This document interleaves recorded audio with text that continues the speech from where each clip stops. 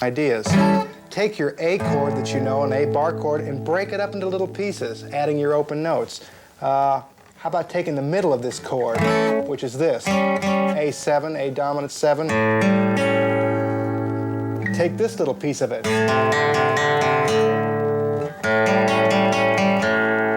How about this little piece of it? You got an A7 here. How about this little piece of it?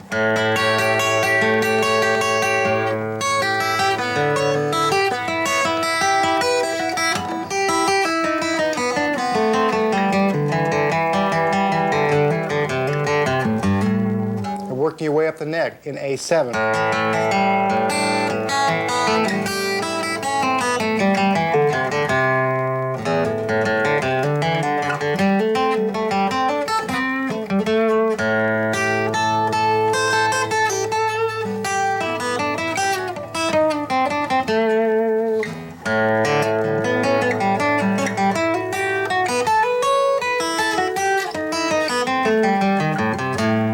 Now that riff comes from this chord here, A7, all right, then down to here, and then down to here. So you got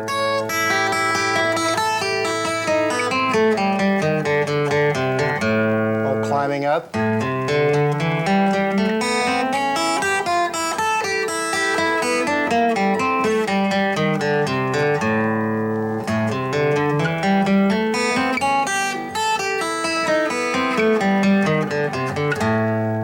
How about this A7 chord going up?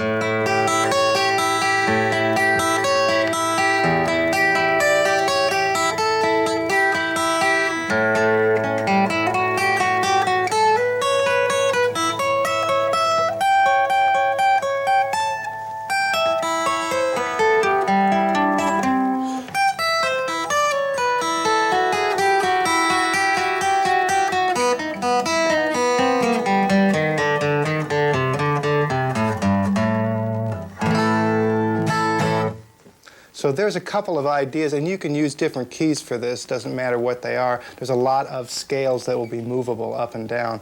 But this idea may help you to open up your own playing and to get some new ideas for yourself. The thought being that you work around your chord centers up the neck.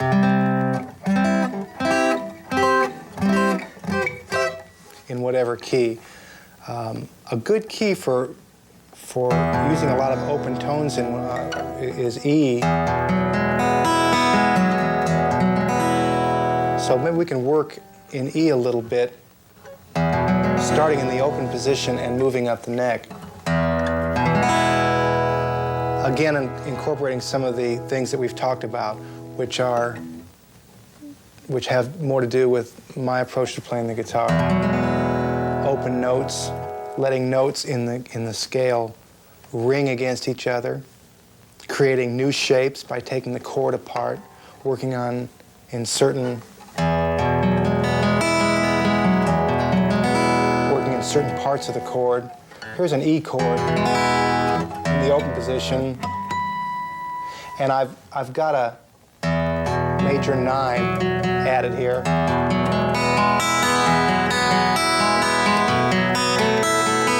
Now I add the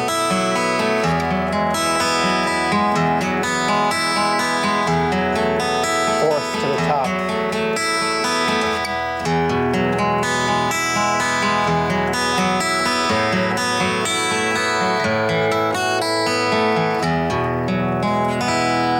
Or letting this E chord here, this partial E chord ring. See, I've got the E note open on top.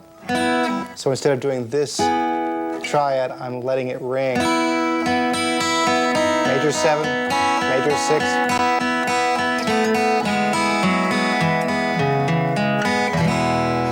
So on my E major scale,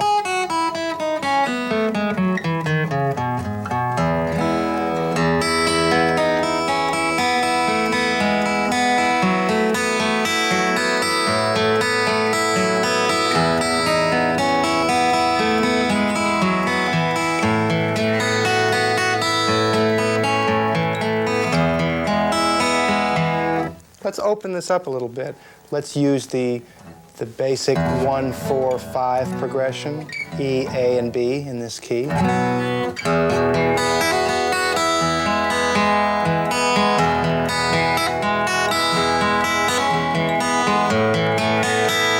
Leaving these 2 notes open on the top, letting them ring,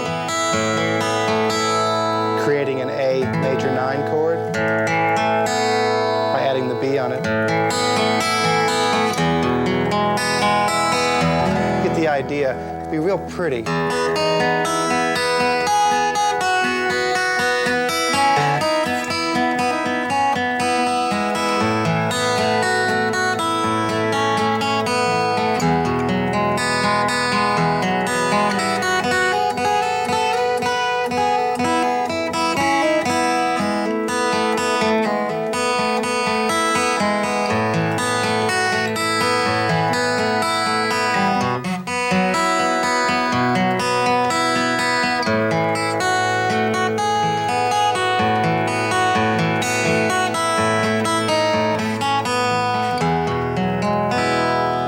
Now just moving the chord, moving it up the neck in E.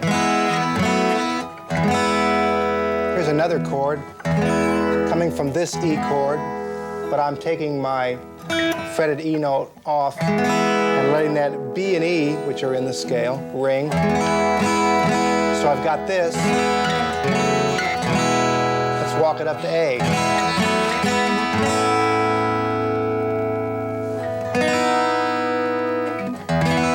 Here's another E chord. So I've got a lot of real pretty ringing chords.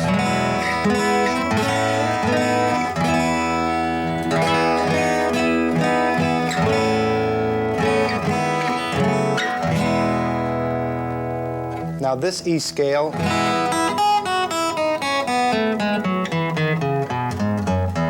when you move up here, you've got this E major scale.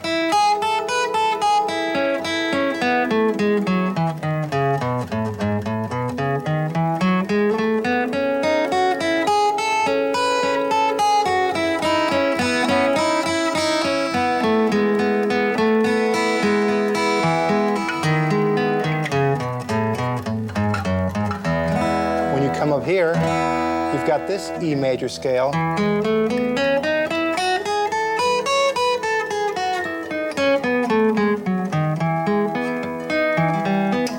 Up.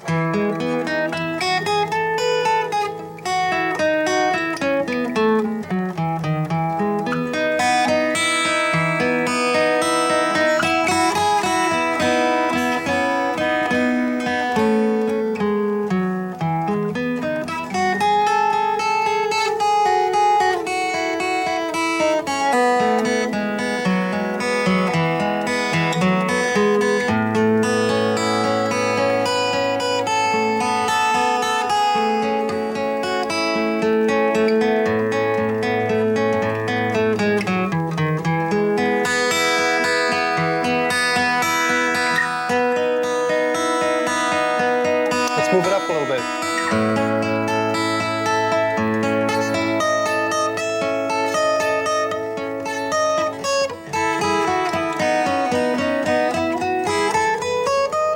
Just using my E major scale up here. Open notes, let them ring.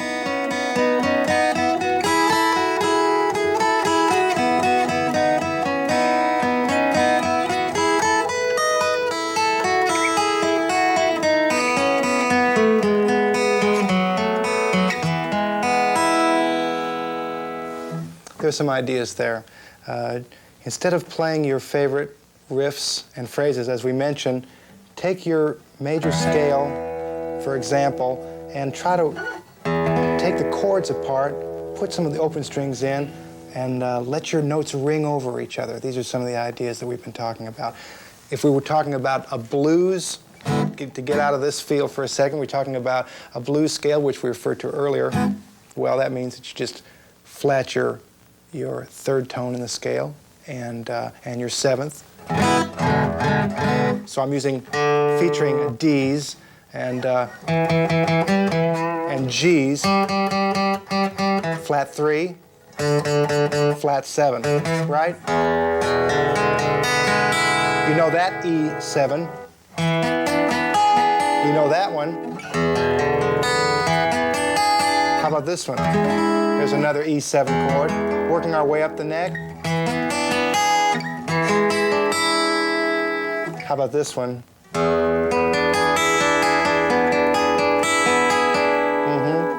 And then we've got this one here.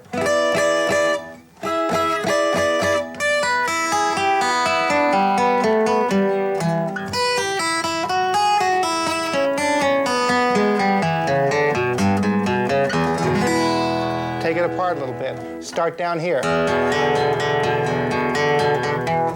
Let's do a different, let's work on a little tempo, just a blues progression, and we'll work up and down the neck a little bit.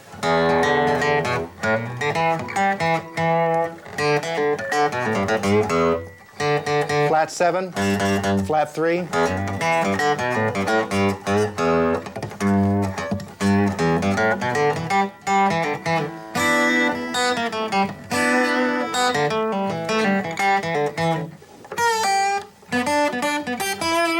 Working here, chord center.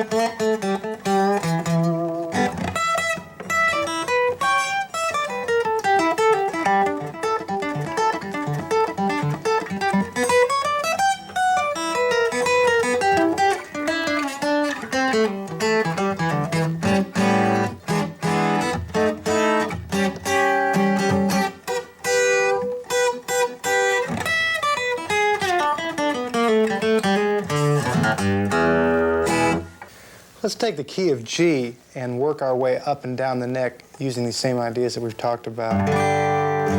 Starting with your open position, G major, and the scale that goes along with that.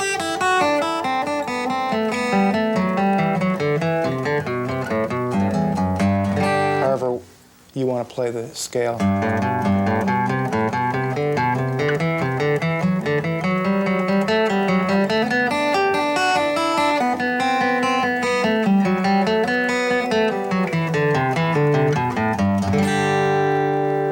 And then you've got your G bar chord, third position. You've got your G with a third in the bass. You've got this G, which is actually a partial of this. This G, this on top, all the way up to this G. So you've got this scale in the open position. Once you move up here, you have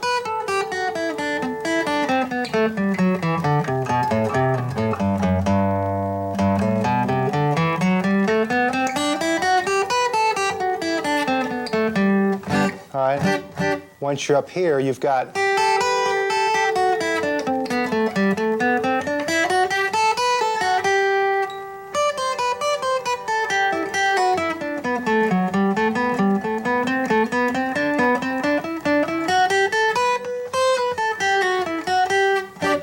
you work up to this scale.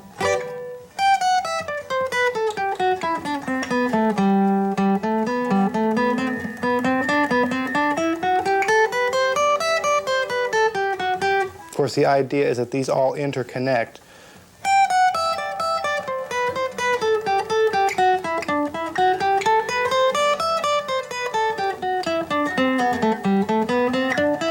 Do you see how they make those jumps?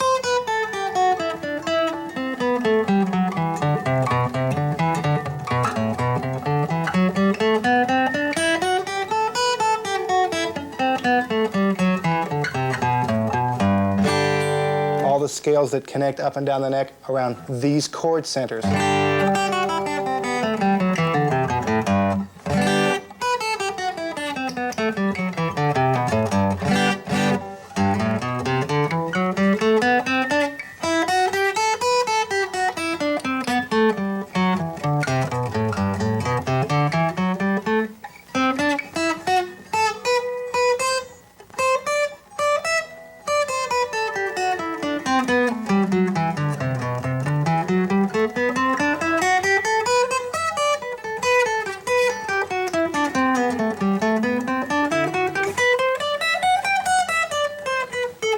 All right?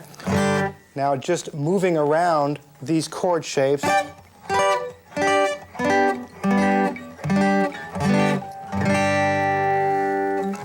Let's do the approach that we've done in the last few keys. Try to do your scales with a little bit more creativity. Use some open notes, do some rolling patterns, find the way some scale notes ring against the other ones.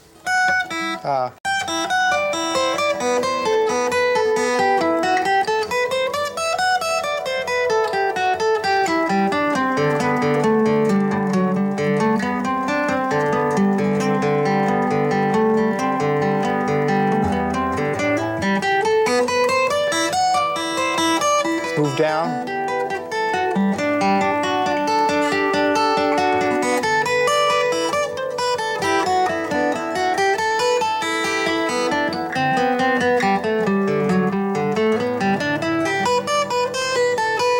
You get the idea?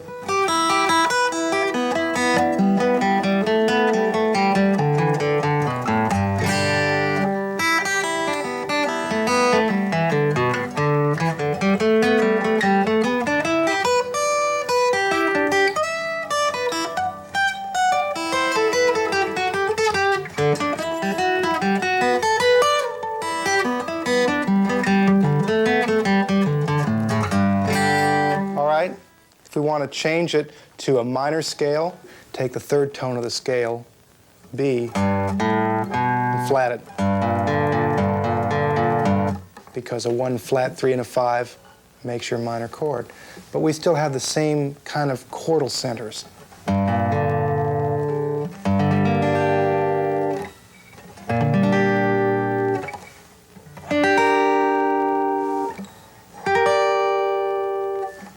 And plenty of other G minor chords, but just enough so that we can demonstrate moving up the neck.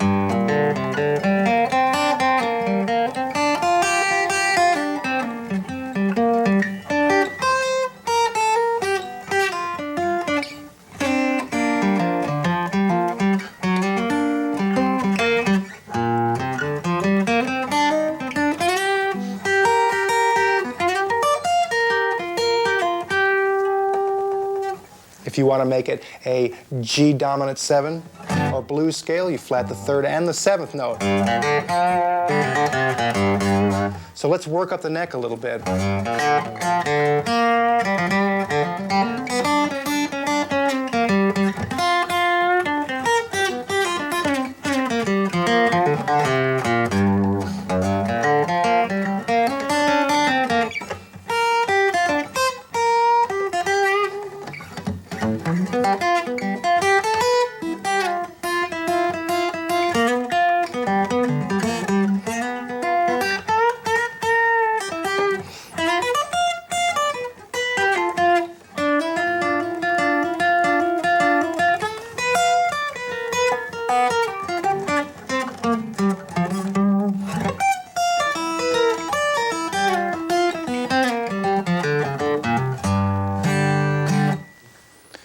If we want to take this and do a progression out of it, let's move around in a progression. Just make up anything.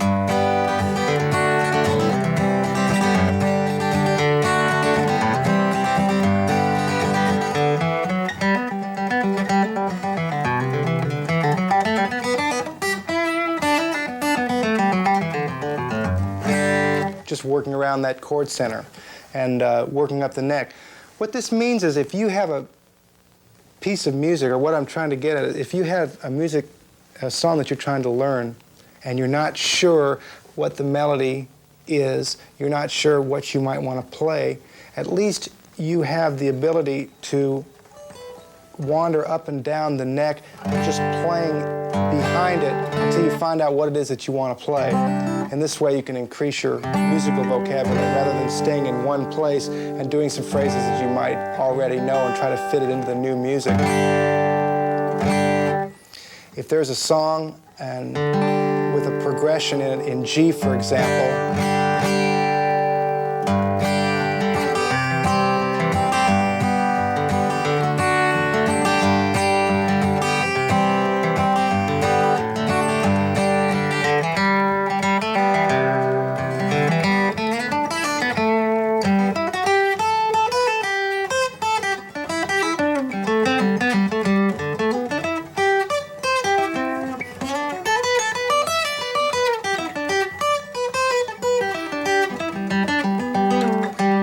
you can move around a little bit until you find your place.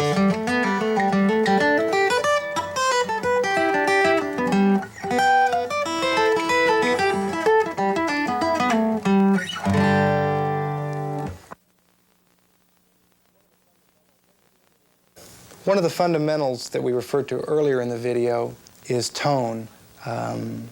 Certainly a wide variety of guitar tones to listen to out there. Sometimes playing with your fingers can be a good change of tone.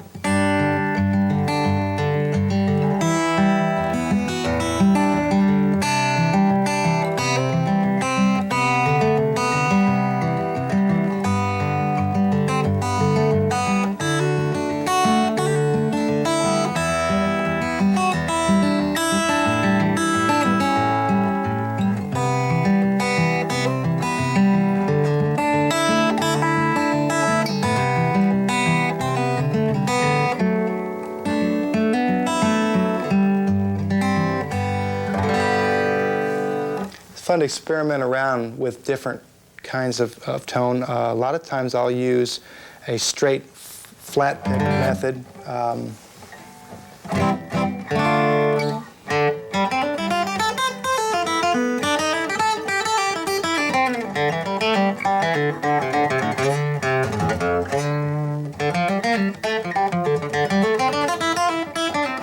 and then bring my fingers in.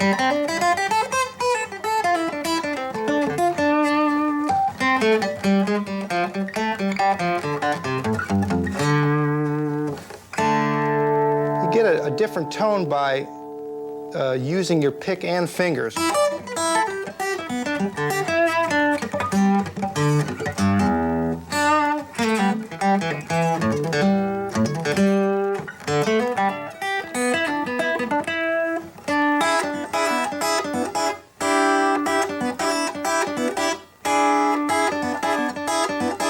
can really pull those notes underneath my pick with the fingers, get a strident tone.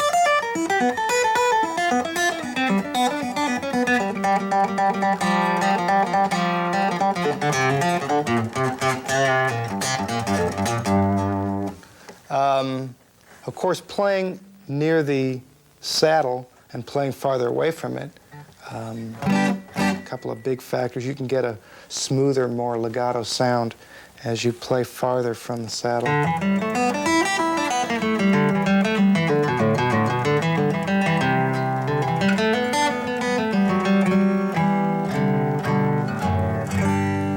Get closer to the saddle, you get a different tone.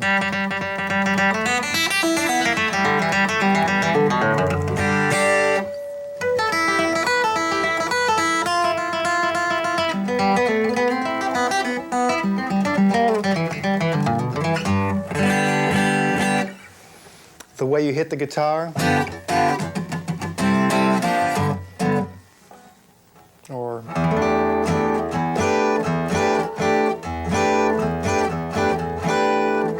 I think the things to strive for in the area of tone is consistency, the evenness of the way you play your notes, and also what's appropriate to the music you're playing, whatever the music is. But just experiment with different kinds of tone, and you'll have a variety to choose from. Examine the way that you play, maybe get some ideas and try a different approach.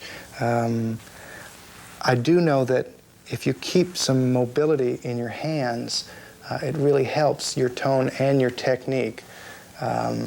If your hand is too anchored or too stiff here, if your wrist is too stiff, or if you find that you have your thumb hanging over so that your hand is anchored, of course that's going to interfere with your tone and your technique.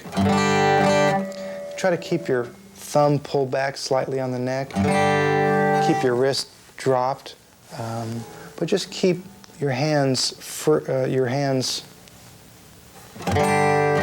tensing up, from getting too tight. Whether or not you rest your fingers on the face of the guitar or not, it's nice to keep your hand so that you have some range of motion back here and here.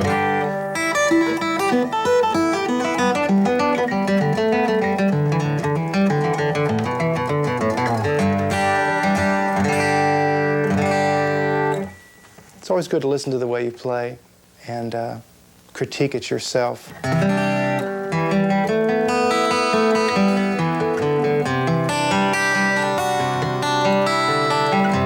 Make sure your notes are real even.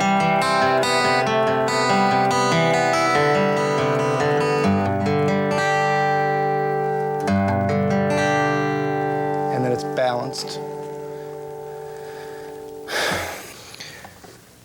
Examining the left hand for a second, I think it's important for your tone and technique to try to keep that thumb dropped, as I said, and keep your thumb behind the neck and your wrist dropped.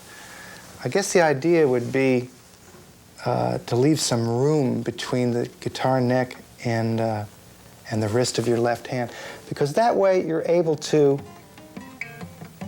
approach whatever's coming up, rather than if you had your hand anchored in a certain way, or if it was too stiff. Also, if you keep your left hand spread out across, just 4 frets, just keep it basically spread out like this so that you can approach whatever the angle is of the phrase. You can approach it. You're able to stretch up with your little finger if you need to, or reach down with your first finger. And all of the stretches going up this way can be done there or there. So if you have your wrist dropped a bit, keep your wrist real relaxed. You know, what happens sometimes when you start playing real intensely or real fast, you notice that your arm here and your wrist have a tendency to tense up. So just, you know, be aware of that and shake it loose and keep it real relaxed. As far as your right hand goes, you need to be able to keep your attack real even.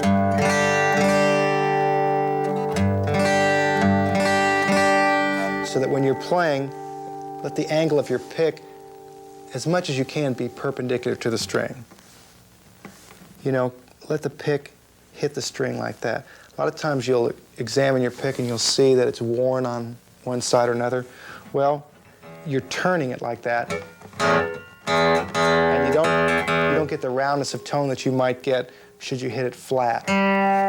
Some people instead of using this corner, turn their pick around here to get more of a flat sound. But the idea is just to hit the string with your pick straight up and down.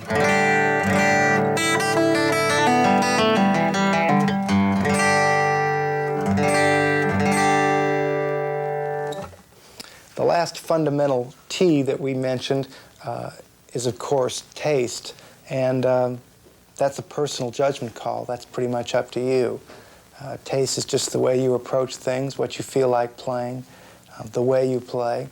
And I think it's fair to say that as much as you accent or emphasize the unique things about your own playing, the more you'll have that area under control.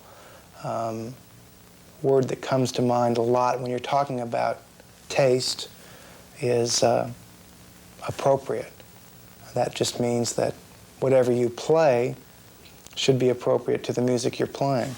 Now, if you have a stock number of phrases or rhythms, licks, it'll be harder to play with taste and with discretion appropriately because you're limited in what you can play and you try to put those things into new music, new songs that you hear.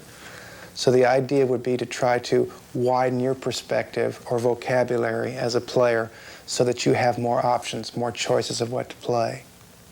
I think everybody starts out emulating another player or other players.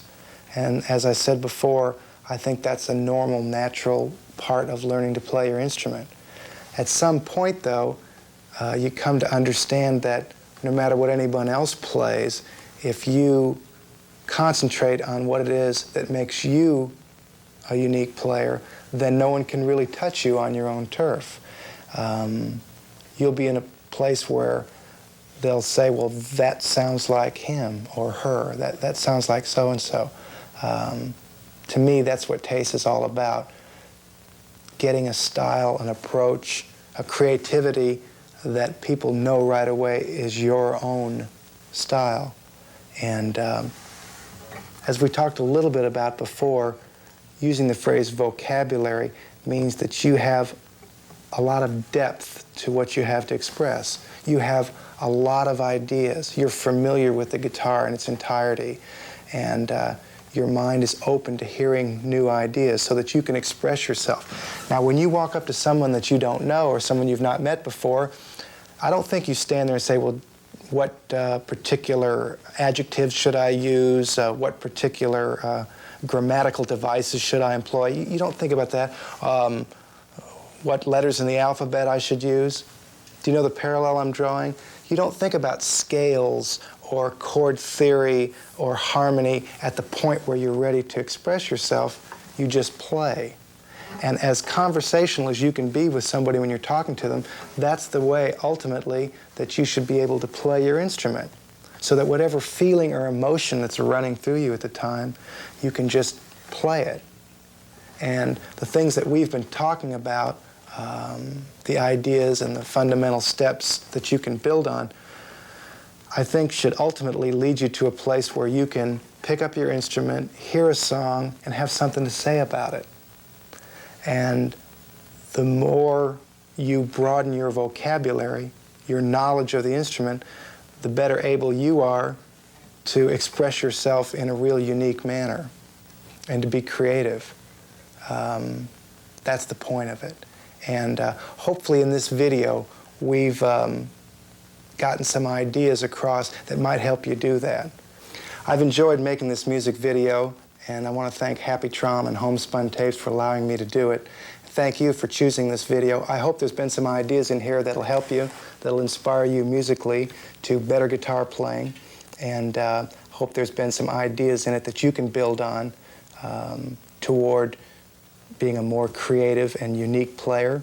And I wish you the best of luck with it. I hope that we'll be able to do some more of these and focus in on some more specific areas of the guitar. But thanks again. We'll see you soon.